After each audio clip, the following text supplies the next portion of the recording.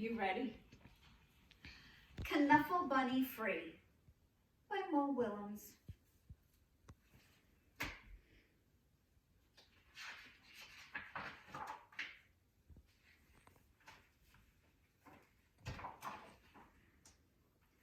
One day, not so long ago, Trixie took a big trip with her family. They were on their way to visit Trixie's Oma and Opa in Holland. Holland is far away. So that meant taking a taxi to the airport, waiting in line, watching Knuffle Bunny go through the big machine, waiting some more, and finally getting onto a real airplane. On the plane, Trixie played and read and slept. Before she knew it, the plane had landed. Trixie and her family left the airport and got on a train to go to Oma and Opa's house. Oma and Opa were so happy to see Trixie. Soon, Oma and Trixie were drinking cold glasses of chocolate milk in the garden. Suddenly, Trixie realized something.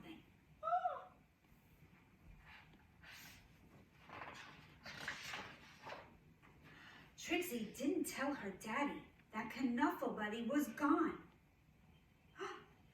Shouldn't have to.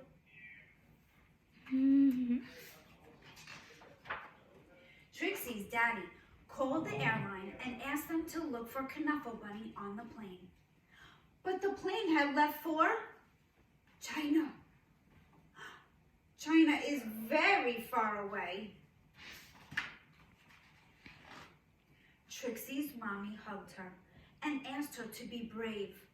Trixie's daddy told the story of when he was a little boy and said goodbye to his special Lammy. Oma gave Trixie another glass of chocolate milk and remarked on how big she was getting. Trixie understood. She was getting bigger. Even if she wished, she wasn't. The next morning, Trixie tried to enjoy going to the cafe and the swings on the playground and the carnival that was in town. And while the whole week was filled with fun things like eating french fries on the street, visiting real windmills, and feeding the ducks, Trixie was still sad. She missed her Knuffle Bunny. Oma and Opa understood. Oma and Opa had a plan. That's right, they had a surprise for Trixie, a brand new top-of-the-line Funny Bunny Wunny Doll Extreme. It could walk, it could spring, it could speak in Dutch, it could dance, it can dansen, but it couldn't make Trixie feel any better.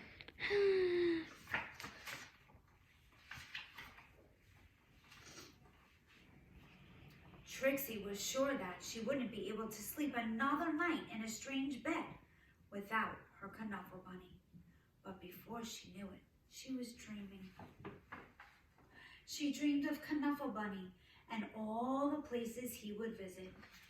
She dreamed of all the children Knuffle Bunny would meet.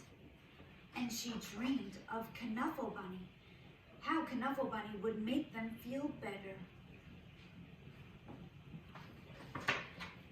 The next morning, Trixie felt better.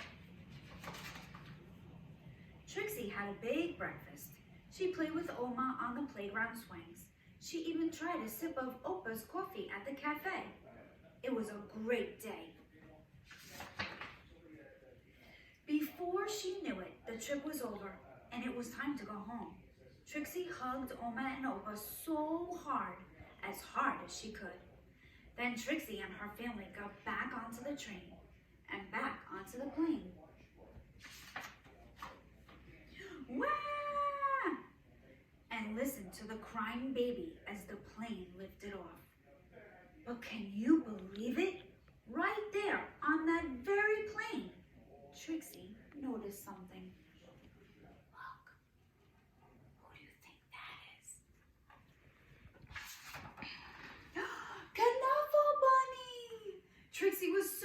happy to have Knuffle Bunny back in her arms.